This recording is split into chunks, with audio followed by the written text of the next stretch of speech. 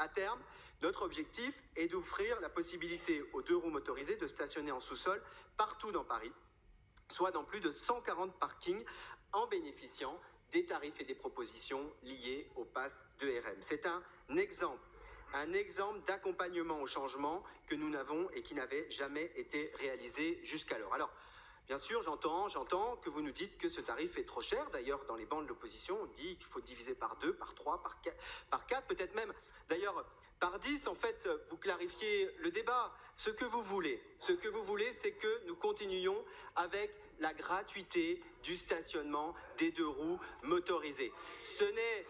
Il faut le dire, mais il faut être clair. Dans le débat public, il faut être clair.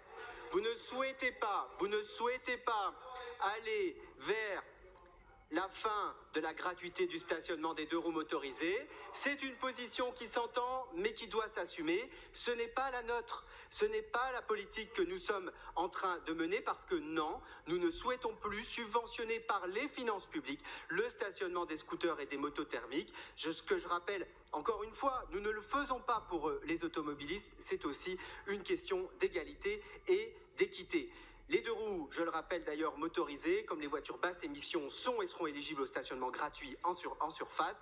Nous souhaitons effectivement, par cette mesure et par cette mesure d'accompagnement, eh bien, d'abord avoir un usage sérieux et raisonnable des fonds publics, une égalité entre les usagers et instaurer, oui c'est vrai, une logique qui se rapproche du pollueur-payeur.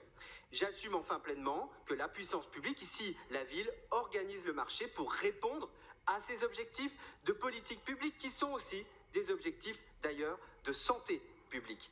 C'est ici une illustration de notre volontarisme et d'ailleurs de notre pragmatisme. Nous mettons en place une véritable mesure d'accompagnement pour les usagers tout en négociant avec l'ensemble des parties prenantes et en particulier les acteurs privés.